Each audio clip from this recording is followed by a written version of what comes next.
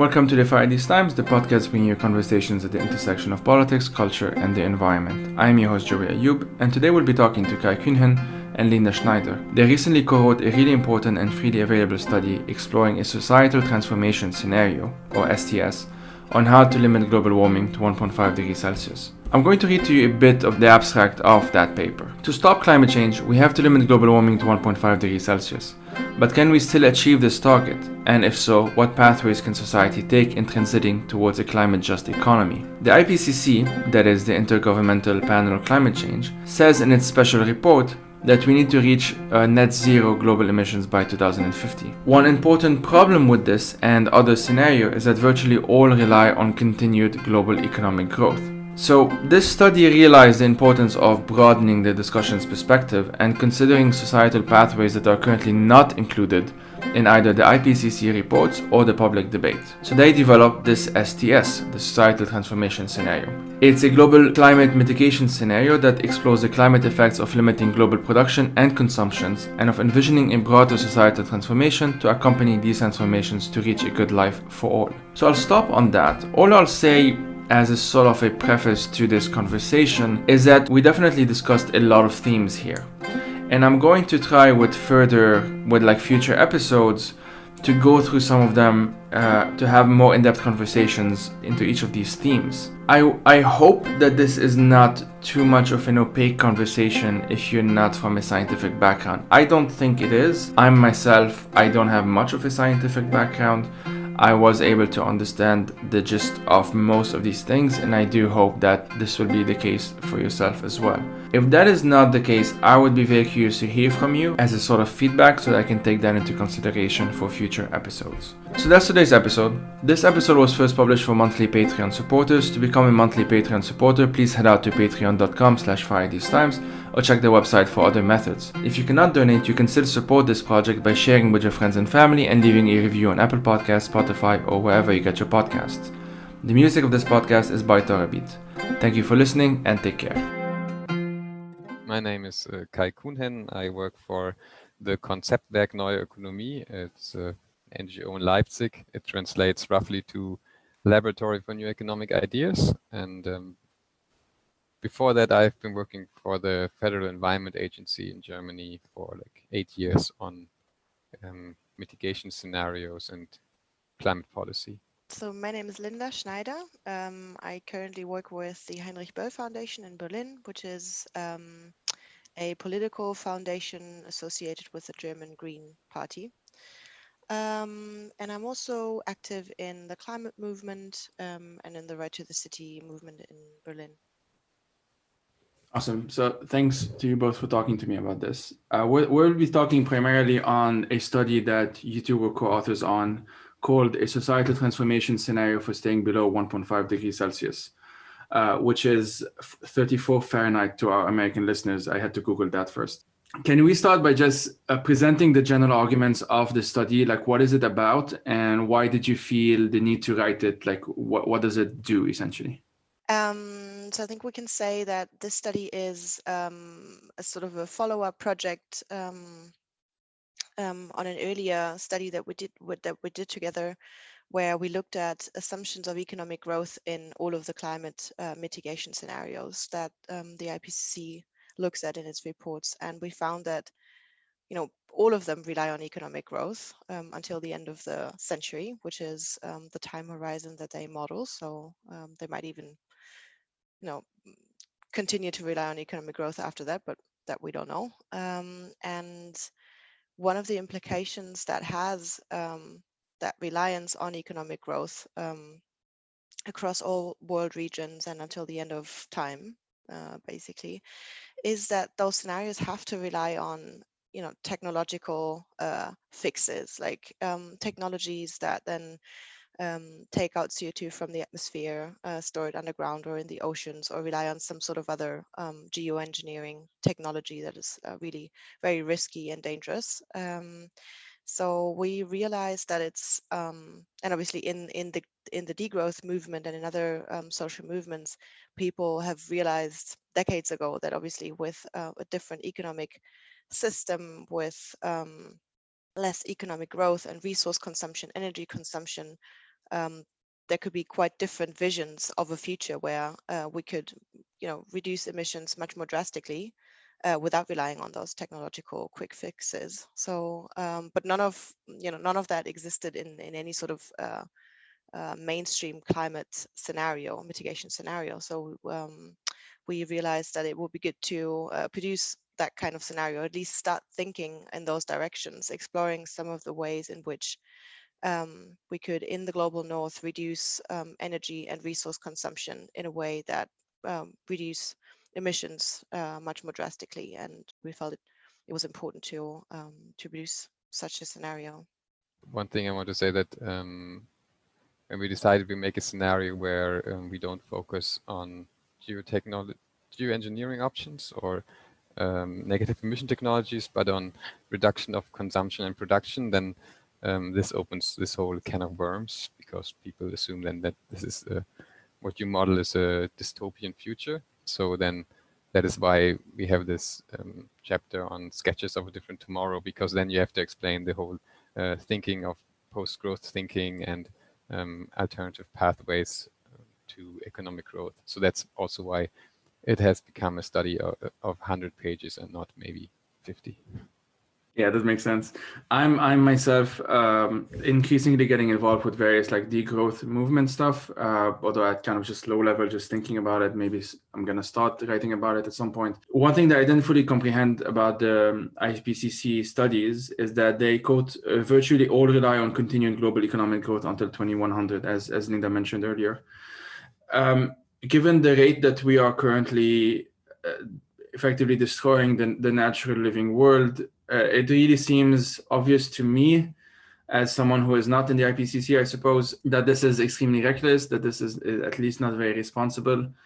Other than the politics of why this was the conclusion or why this was the assumption, I guess we might, just say, well, they had to find a way to make it appealing to global governments who won't accept anything else, et cetera, et cetera. Sure, that I guess that's the case.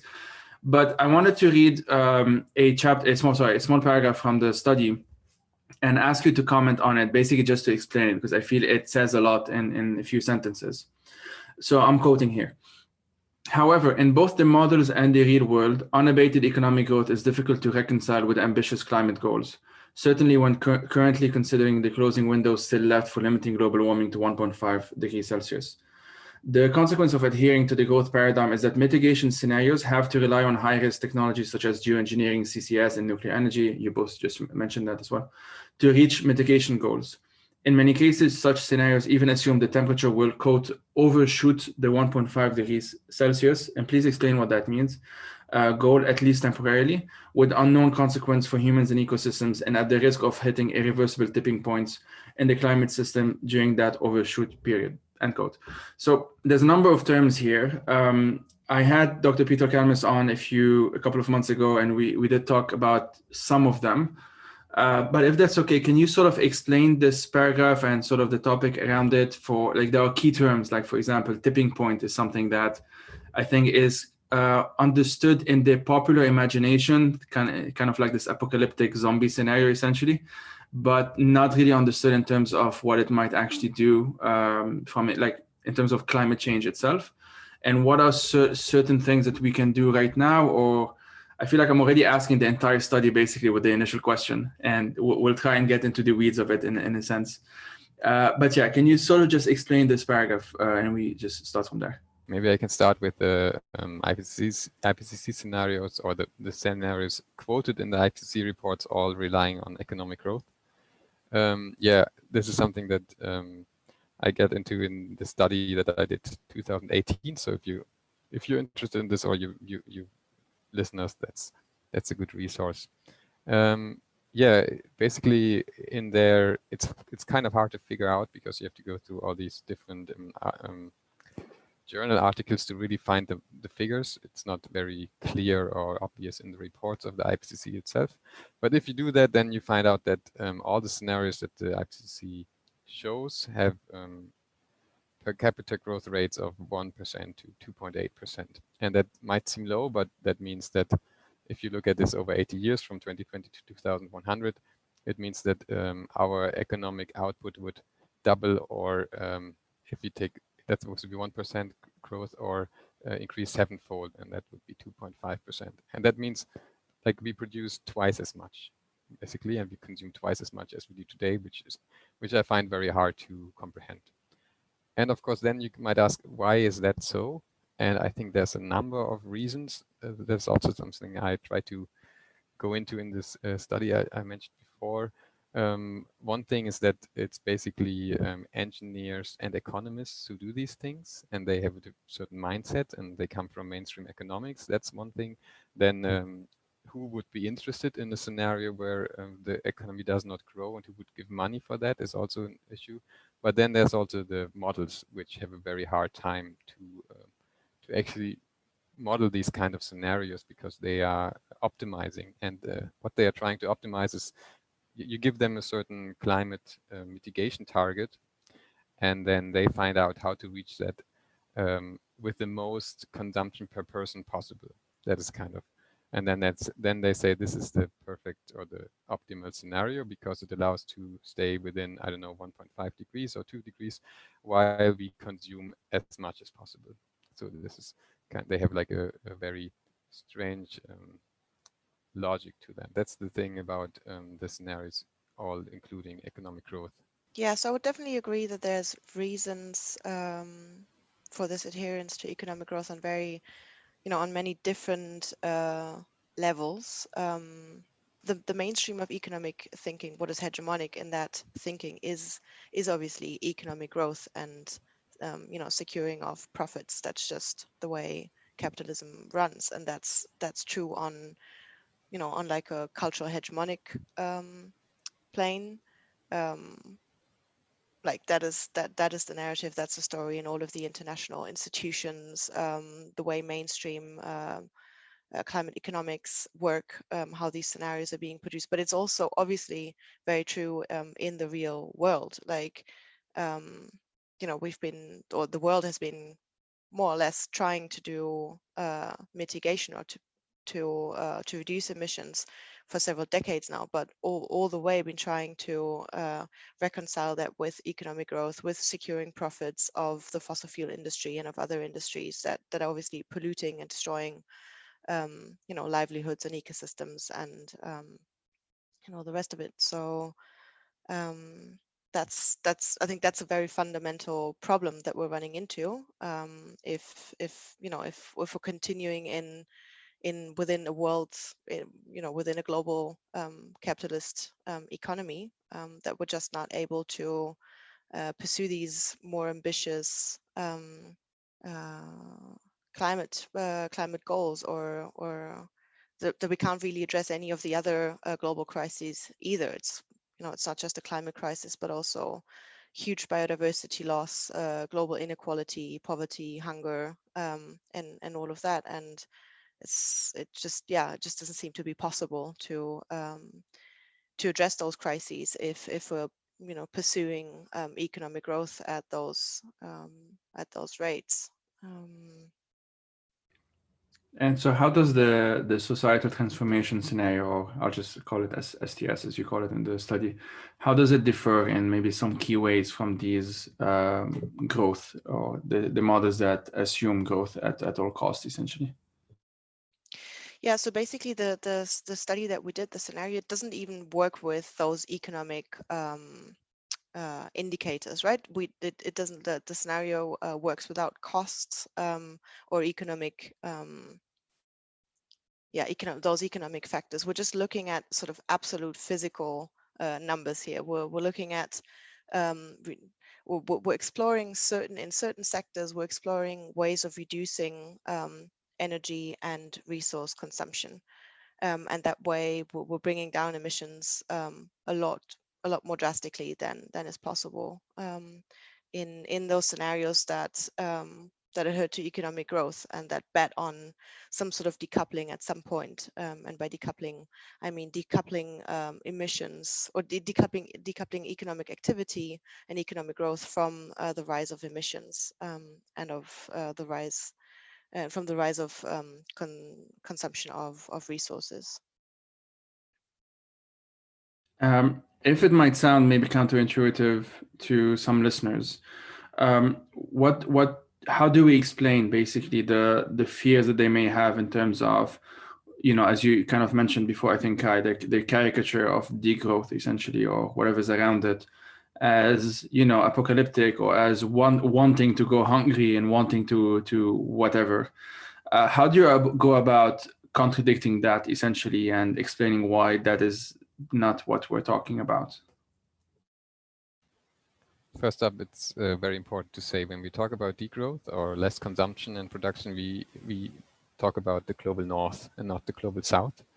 It's a concept for the global north, although there are also people in the global south who believe in it. But in the global north, there's still this idea. I mean, it's a global idea that the more material consumption, the better people are off. And this is something that is not true for the global north anymore. If you look at indicators, degrowth people would argue that not only does material growth or growth in GDP not longer create more wealth or more well-being, but it's actually taking away from our well-being, because we are sacrificing so much for our strive in our search for more economic growth. We like. If you look at humans and what they need, then of course they need a certain amount of material things. But then, well-being is multidimensional. You need freedom. You need leisure time. You need creativity. You need security. All these things, and these are all things that we sacrifice in our search for more economic growth. So we would say that, yes, you might have less material things, but you might also have less stress, less working time, less environmental destruction, less inequality, and more freedom. I would also add that it's quite, there's a lot of ideology involved in this fight against the degrowth narrative as well, by saying, well, degrowth is going to lead us to this dystopian, we all go hungry future, and we, sort of the flip side of this narrative is we're all benefiting from economic growth. While that is not at all true. Social and economic inequality is on the rise pretty much everywhere, and it's a very small subset of people, the top percent of the global population that are actually benefiting from economic growth and from the profits that are being made in this. So I think it's also a way of disencouraging that sort of change by painting those really bleak pictures of what would happen if we were to stop capital accumulation and economic growth. Yeah, thanks for that. And sort of around similar lines, we often hear the debate being kind of like, pro-technology versus Luddites, essentially, like, just it's either techno-optimism all the way, or we just don't want cell phones, or it's a caricature, but like there's a lot of that I see usually being played out online, so I won't pay too much attention to it, but I think it sort of reveals wider tendencies. I know that just by a small example, I'll ask the question about the dietary habits or whatever later, but when I do mention the fact that I'm mostly vegan, I've been a vegetarian for a long time, blah, blah, blah, there's always a sense as if I have to either justify myself. It's a bit better now, to be fair, but it used to be that for a while. I have to either justify myself or sort of answer questions like, where do you get your proteins? Or like basically that I'm doing something less than what I used to before, because in theory, my options are less. But what I found obviously is that I do more, I cook more, I find more creative solutions. And it's basically that it's not a linear black or white situation. But back to technology, you do acknowledge that it's inevitable that there will be some role to play of technology in these scenarios. And that makes sense to me. I'm not an expert, but it makes sense to me. But would you mind sort of fleshing out a bit the problems with let's call it Silicon Valley friendly, techno-optimistic solution. Like Kai, you mentioned that these reports tend to be from economists and or engineers or both. It very rarely takes into account all of the other ways of just being human and thinking about things and so on. So would you mind just fleshing out this a bit more, like the problems with that kind of thinking? Yeah, I mean, what I would say is that if you look at the remaining emission budget and our current emissions and how fast we have to reduce emissions, then it's very obvious that we need all the right technologies, and they need them fast. And for that, I mean, all possible efficiency measures and of course renewable energies. And these things have to be ramped up, and they have to be ramped up fast. Otherwise, we will not be able to meet the limits, the warming limits.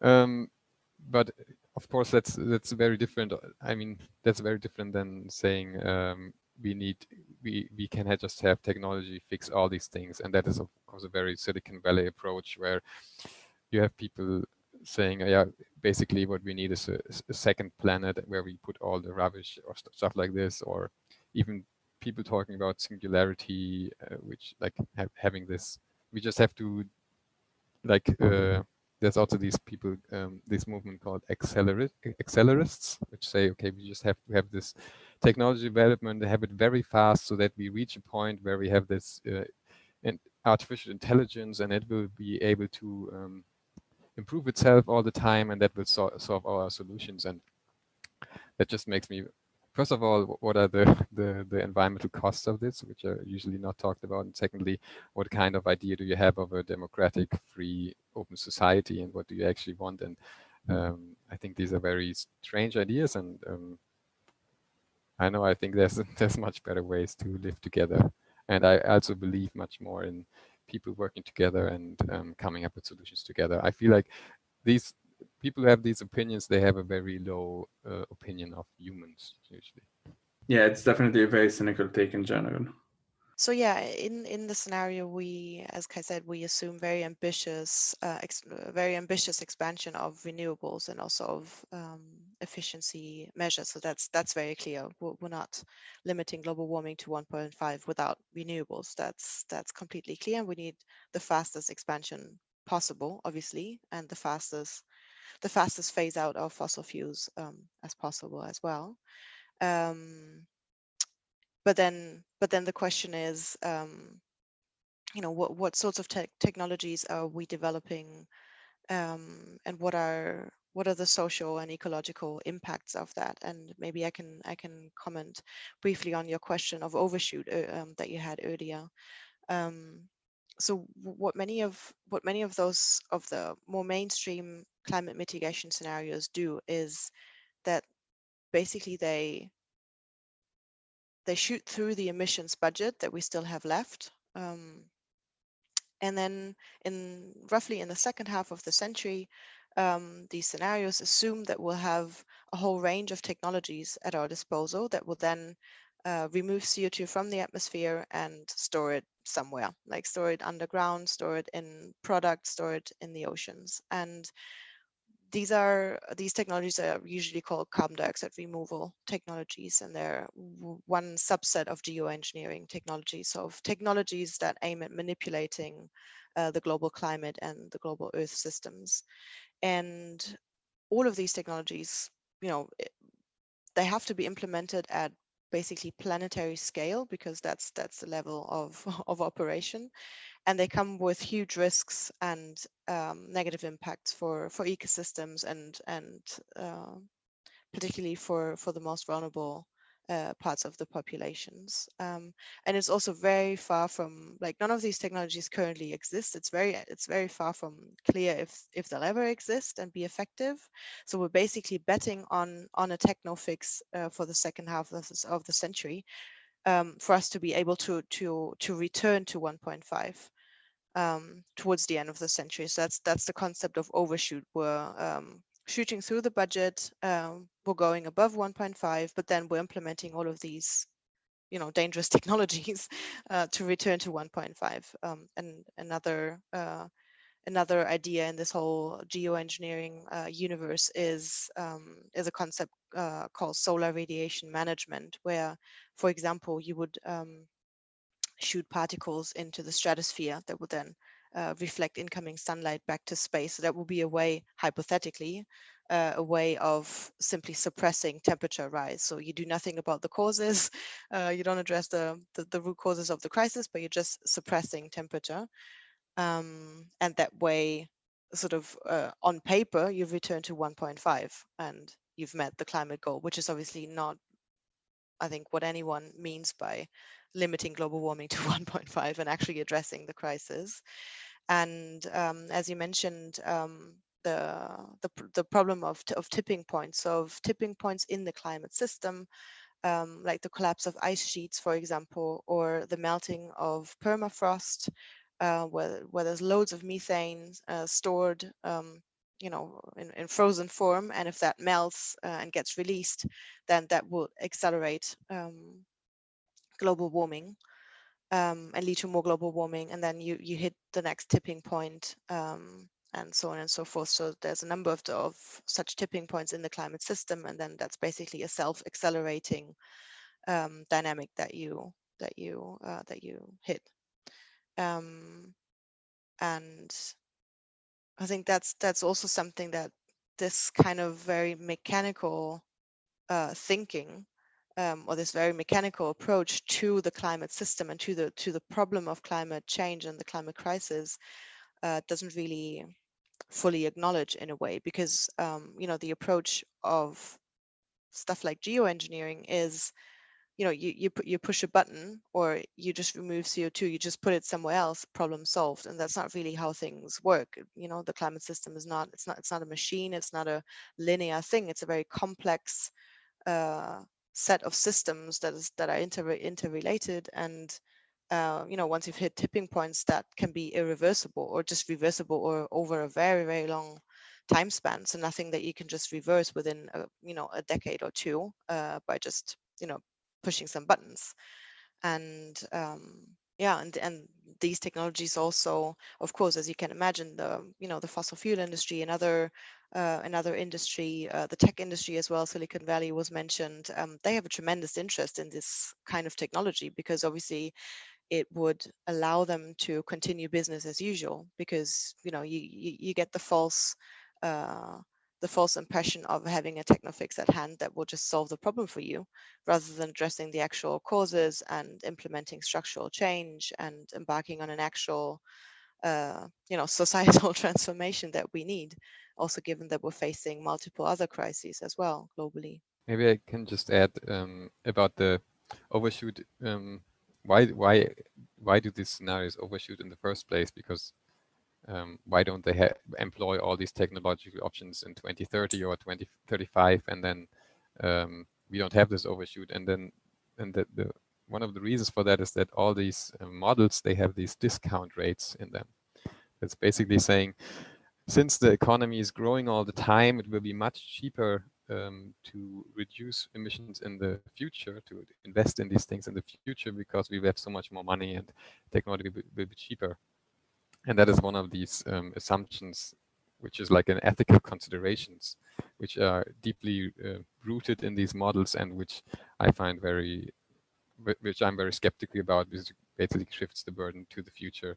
And because we just assume that the economy will continue to grow, and I know that I find it's one of the flaws of these models as well. Yeah, somehow just reminded me of when we speak of the 3 R's, like reduce, reuse, recycle. A lot of the time we tend to focus on the last one, recycle, when it's actually the first 2 that would obviously make the most impact. And even from school, like, it's something that I just remember as, because there is a psychological sense of psychological component of, like, well, you're doing something, and therefore it feels like it has more impact than in some ways not doing something, or doing less of that same something, or whatever. So there's a psychological component to it. But other than that, I mean, I personally don't know how to describe these economic ideologies other than ideologies, and in some ways like magical thinking at this point. It really requires a lot of suspension of disbelief and actively rejecting science and basic reasonable rational, I should say, conclusions to maintain these economic models and these economic priorities.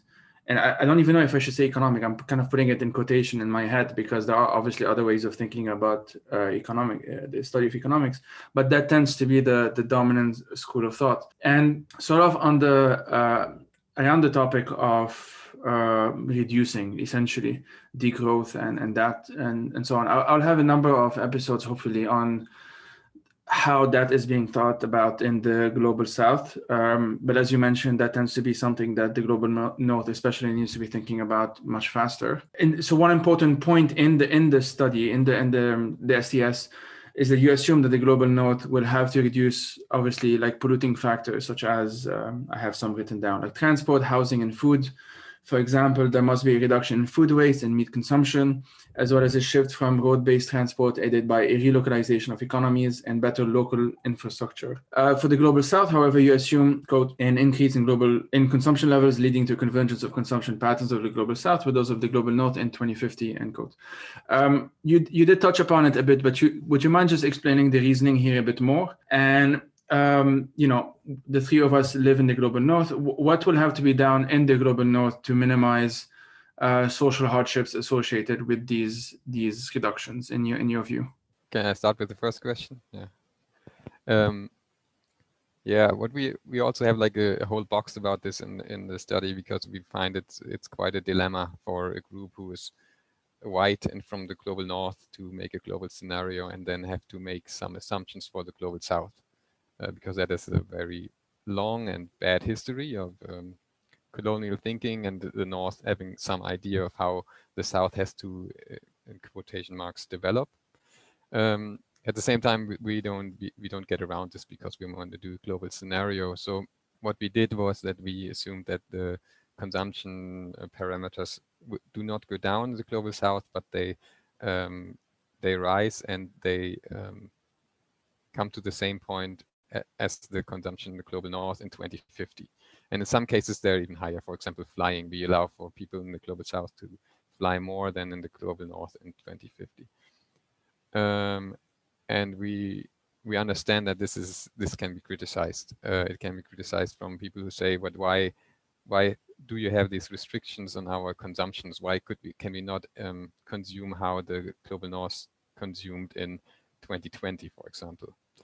That is one direction, and then there's the other one that might still see this as this idea that the global south needs to, in quotation marks, develop and is, in quotation marks, underdeveloped, and that we do not see this other path for the global south. And I think these are, the second one is a more valid, well, I think both are valid criticism, but I don't think we had to find some middle way for that. Yeah.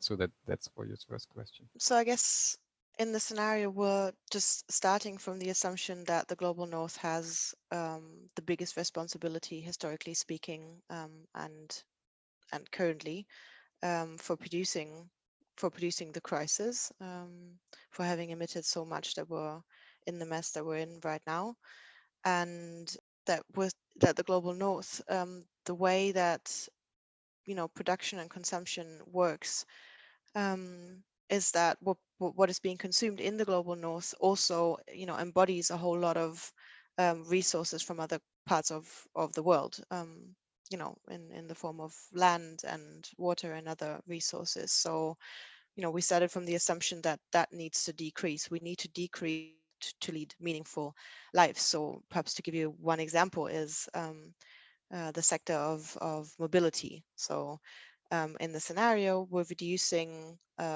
road-based transport, and in particular individualized, so road-based transport, like driving around in your car the whole time and taking planes everywhere you go because it's so cheap. So in the scenario, for example, the number of flights per person goes down to 1 every 3 years in the global north. But then you also have to look at the fact that for in 2018, for example, only 4% of the global population, boarded an international flight. So it's not like those numbers are actually going down for everyone in the global north. It's actually going up for some, or for many probably, because it's such a small number of people that, that's even using the option of taking an airplane. But then obviously in the scenario, other modes of transportation, more communal modes of transportation, rail-based transportation, obviously all of that goes up. It's not about, limiting people's mobility. That's not the point, but, reducing ways of transport that are very harmful in terms of their emissions profiles, and also the amount of resources that consume. So yeah, if you look at it in the end, I don't think people's mobility will necessarily be constrained in a way. You can still move around. You'll just take the train or the bus, and not a plane or your private car. Yeah. Yeah, thanks for that. It is something that it really bothers me how easy it is to take planes in Europe to travel to very close areas in Europe as well. This is something that does bother me a lot. I personally mostly just take trains. In America as well, it's pretty bad as well. It's something that I have, I'm from Lebanon, so I have a few friends that are starting to try and think about what this might look like in like degrowth, for example, in a context like Lebanon. And like, long story short, it's extremely difficult. It's there's no real Lebanon is barely developing in the first place for them to start thinking about degrowth, for example. So there are limitations to these models, and that's why I appreciate that you mentioned prioritizing the global north. That being said, I do think there will have to be, countries like China and Brazil are two obvious examples that will have to also think about some of these things. And there are environmentalists, to be fair, from these countries that are trying to think about these things as well. I'll try and have some of them on at some point. But just a bit more on the technical side, the STS that you worked on was developed on the basis of the Global Calculator, GC. Can you just explain what that is for those who may not know? I didn't know before reading either. Yeah, I mean, it's this tool. It's actually web-based, but we actually used the spreadsheet that you can download and adapted it to our needs. It's a rather simple tool. It's mathematically speaking, there's a lot of data in it, of course, but basically what it does is that you give it some kind of, let's say you tell it that there will be this certain demand of transport, and this demand will be met by a certain modal split, and modal split means how the share of different of cars, trains, walking, biking, and then you also have to tell it how efficient are these things, how efficient is your car, your train, how many people are on this train, on the car in general, and then it calculates the energy demand, and then you have to tell it what will be the energy mix, and from the energy demand, it can then calculate the CO2 emissions. So it's basically just multiplications. And this is what we used. And so what that means is that there's no optimization from the model. Everything that happens in the model, the user has to put in there. And it's much simpler than these integrated assessment models, and it can be used. I mean, it can be used by everyone who puts his mind to it, I'd say. And it's open source. And in the end, I think it's just a much better tool to have this open discussion about scenarios and what world we want to live in, and not just what technologies we want to use and how much they might cost. But yeah, it's not perfect, but I think it's a step in the right direction, and I think it's definitely. I think we definitely need to move away from these integrated assessment models. Yeah, maybe just to add, so the way global mitigation scenarios are usually produced is with the help of those integrated assessment models. They're very, very complex models that are being run by a fairly small amount of people, just research teams in different parts of the world, obviously, but it's a fairly small number of underlying models there, and they have a they have a whole host of very complex algorithms, and you give them certain socioeconomic inputs in the beginning, but then sort of the model applies its algorithms, and you get a result in the end. But they're very difficult to comprehend for anyone outside of this modeling community. They're very intransparent, and it's very difficult. It's very difficult to understand what the initial assumptions were in a way. And then you get a certain result like, we need to be at net zero in 2050, for example. But then there's no way really of knowing. I mean, there is a way of knowing if you go deep into, the technical explanation of the scenario. It's not like it's a complete secret, but it's very difficult for the broader public to understand how a scenario got to a certain result and what it implies, and what net zero implies also. Net zero being this concept of, it's not actual zero, it's not real zero, but it's net zero. So you will still, at this point of net zero, you will still have a certain amount of emissions from different sectors, but then you will have so-called negative emissions through sinks or through geoengineering that will then compensate and offset those emissions, and that can be at various levels and degrees. So that's very important, the extent to which you rely on those so-called negative emissions. So it's really the devil's in the detail, and it definitely merits closer inspection and consideration of what those results imply for societies, for economies. So we found it important to use, apart from the fact that we, couldn't even have used such an IAM because we don't have one, we found it very important to use a model that is kind of more transparent, that can be that could be rerun by other people in a way, and that just allows for, as Kai said, for more potentially for a more democratic debate. And that's in a way, that's also what we've been getting. Like people can criticize the assumptions we're making. We say, well, people in the global north will only fly once every 3 years, and then people can criticize that, and we can say, well, if that's not the option you like, then let's discuss what else we'll do to reduce emissions and consumption. We can, there's obviously millions of potential pathways. It doesn't have to be that, but then what are we going to do? We need to do something. So For me, I admit I have difficulties with the concept of net zero in the first place, and a lot of the negative consumption. What was the term? Sorry, like negative whatever.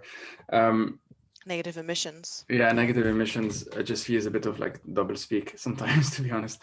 It does, and as a sort of an anecdote, or for those who don't know, like the pipeline, the Keystone pipeline, hopefully will be cancelled, although there's still an aspect of it that may still go through. And one of the ways that the Alberta government in Canada is trying to convince the Biden administration, which supposedly wants to veto it. We don't really know what's going to happen on that front yet, so I'm not going to claim anything. But one of the ways that they're trying to sort of make their case is by saying, well, the construction of the pipeline will be net zero, and that they will only use union labor, sorry. And that shows to me that like when they want to, they can find very creative ways of avoiding the problem, or avoiding what, like, just instead of, because obviously the solution here would be to not build the pipeline. And this, given that they don't want that, they will find a dozen ways around it. And I feel like this sort of language of net zero, which, like, I'm not an expert, so I'm not gonna throw it away completely. I'm not that confident on that, but it does seem to be, to put it mildly, misused a lot of the time. And it's very sorry, it's just very problematic, and it's something that I just feel like a lot can be like a lot of politicians and corporations can get away with a lot of things by framing things this way. And it does seem to be working, unfortunately, with a lot of people, probably because it sounds better than what it actually is. But as you say, like, the devil is in the detail. Around that same topic, at the end of the FAQ, You write, and I quote, "The STS is an invitation for debate around climate mitigation, the role of production and consumption, and deeper societal transformation." And then you ask, what are the questions that should emerge from this in the scientific community and in broader society? So we already went through some of them, but if in case I missed any of the questions that you feel, for example, listeners should be asking themselves, what are some of them? I hope that people see our study and then they might agree or they might get upset, but they come to the right questions.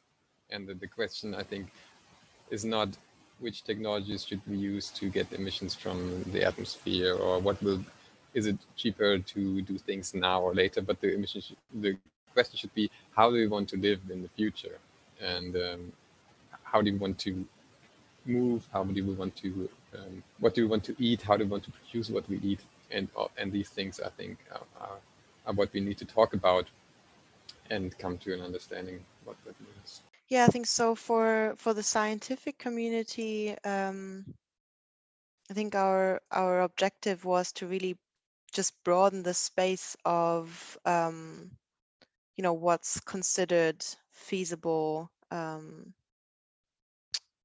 mitigation scenarios, because the way that this space is constructed right now, it really shapes our understanding of what is possible and what isn't. So if all of those scenarios rely on economic growth and come to certain, and then rely on so-called negative emissions technologies, those geoengineering technologies that I mentioned earlier, then obviously what people, civil society, but also the media, policymakers, people across different constituencies, what they take away from it is we can only, either 1.5 isn't possible anymore, or we can only achieve it while relying on geoengineering. Like, we need geoengineering to limit global warming to 1.5, and that's just it's not true, but it's a consequence of the way the models are being run right now. So it's a consequence of the limited space that's being created there. So we need to broaden that space and realize that there are many more ways of going about the problem and addressing the problem that do not rely on techno fixes, and that explore alternative pathways to address the crisis. That's what I would say was our goal for, or should be the goal for, the scientific community. And obviously others should jump in and produce more ambitious scenarios as well. And I guess for the broader public or society, I think it goes back to what you said in the beginning. Like, we're just destroying the natural world, we're destroying ecosystems, livelihoods, really just the life supporting systems that we all run on. We're just destroying that at accelerating pace, and we need to come to terms with that, and just not kick the can down the road and continue doing that. But we need to face the crisis that we're facing, and we need to talk about the ways in which we can transform societies and economies to face that crisis. We can't just continue to rely on economic growth and on techno fixes and on and all of that. Maybe one thing I would like to add, because I forgot, and I think it's very close dear to my heart, is that I hope that people realize when reading the study, or get this idea, that we have all these different crises. We have inequality, we have racism, we have classism, we have people who get depressed everywhere and stuff like this. And I hope that people realize these are all different problems, and they're connected, by certain economic structures and the way we do business, for example. And we should not try to solve them one by one. We should try to come up with solutions that benefit people who are poor, but also benefit the environment, for example, because otherwise these solutions would just be played against each other, which we already see today. Yeah, thanks for that. And like on the topic of depression, a big part, like while reading the study, I didn't finish most of it, but I tend to be reading quite a lot of these days, a lot of literature at least on climate change and just following the activist movement. And as I mentioned, a bit more into degrowth and other things. One, I think a term that's becoming a bit more understood in recent years, although not as much yet, is like the concept of climate grief or climate anxiety. And I feel like this is something that many people who think about climate change will inevitably start thinking about it. But I would only assume that, people like you who work on climate change or around climate change more directly, it's just something that inevitably pops up. So if like maybe this is more of a personal question, and just feel free to answer however you feel most comfortable. But how do you deal with it yourselves? Well, I think in general I have like a positive disposition, so I try to look at what happens, what the positive things that happen, and but I also try to stay away from certain media because I don't need to hear these things all the time. But I would also suggest that working on it is probably the best idea. Like working, especially being active in social movements is probably the best thing, because that's, first of all, you can share your pain there, but you can also feel that you can actually do something about it and feel powerful, and not feel powerless, because that I think adds a lot to the anxiety. And I also would say that being an activist is fun. Yeah, I guess for me it's very similar. The way that I deal with it is definitely, being part of the climate movement, organized with people that, with whom I share a lot of the sentiments and political goals. And yeah, it would definitely frustrate me a lot more if I was just to sit at my desk, which I do already enough, but just sit at my desk and read those frustrating news. And yeah, it can definitely be very it can definitely create a lot of anxiety if you think about this impending crisis all of the time. At the same time, I'm also like, you probably know better if you've looked into that concept a bit more. If that's also something that has to do with where you're positioned in a way, like people in the global north tend to think about the climate crisis a lot in the way of this impending crisis on the horizon that will one gloomy day will come. While in other parts of the world, that crisis has been there for a long time, and it's just not just, but is also an exacerbation of other crises, and that is being felt already in very different ways. And even in the global north, the climate crisis will not just come as this one event, but it will be a slow onset process and will come in very different forms. So yeah, but yeah, I definitely agree with what Kai said earlier.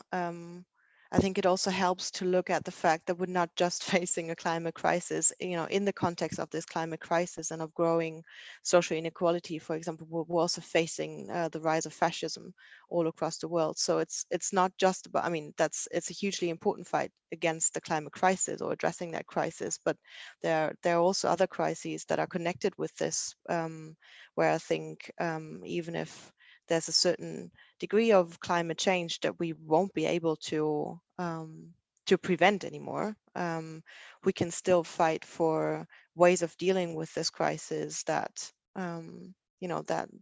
that do not exacerbate other crises, or that do not that also address social inequality, for example, and that can help sort of all of us live in this and with this crisis in a way that's a lot better than under very authoritarian and conditions of huge inequality and so on.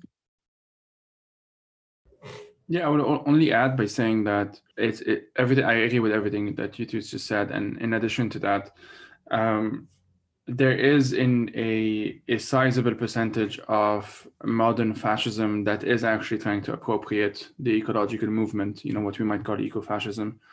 Although I know that term sometimes is used by conservatives to attack actual environmentalists, but there is a term called ecofascism. It is a political phenomenon.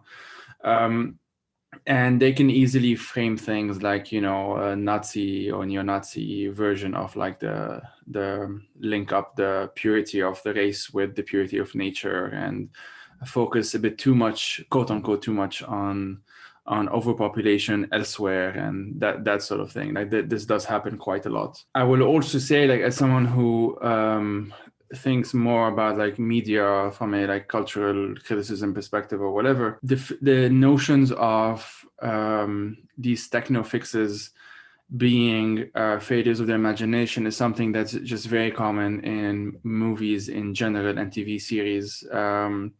I can only think of that very bad movie, what was it, 2012, I think, and the Day After Tomorrow and that sort of thing, where you just have this massive thing that happens over a couple of days, and then we have found the light after that, and we decide, well, Mother Nature has taught us a lesson, and now we need to grow up with something or whatever it is.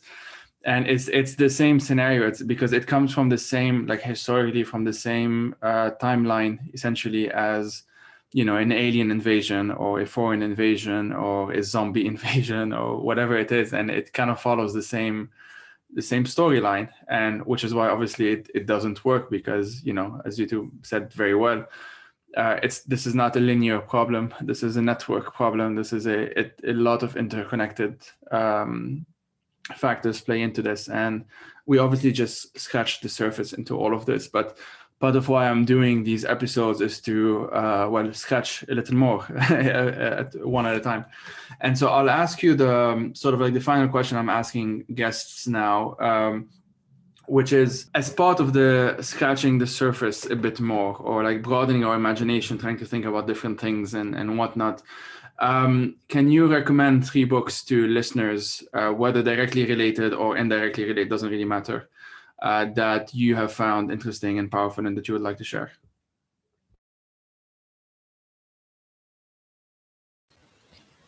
Yeah, I don't read a lot of non-fiction actually, and I don't read a lot about the climate crisis or anything, so I cannot give you anything that's very close to our study or anything. But one book that I find quite inspiring is The Dispossessed by Ursula Le Guin. It's about an anarchistic society on the moon, which I think is very good. And then there's a book that has been read a lot in my organization. It's called Emergent Strategies by Adrienne Marie Brown, and everyone who has read it is quite excited about it. I haven't, but I guess it's quite good. And then I thought The Grapes of Wrath by John Steinbeck is a book that I found quite impactful when I read it, and I think it's full of very, very true things. So these are my 3. I also really liked The Dispossessed, I have to say. I think I read it last year or the year before. I would just add perhaps one book, which is a book that I read recently by Andreas Malm, called Corona, Climate and Chronic Emergency, War, Communism in the 21st Century. I really like the book. I can only recommend it to anyone interested in the climate crisis, also the corona pandemic, and it's analytically speaking, I think it's a very powerful book. So I can only recommend it to people. Awesome. Well, to the both of you, thank you a lot for your time. This has been really informative. I think listeners will agree. And I will link up, for as much as I can remember, everything that we just mentioned on the blog post, and obviously the study itself, I will link up in the blog post as well. So yeah, thanks a lot for your time. Thank you very much for the invitation. Welcome. Thanks.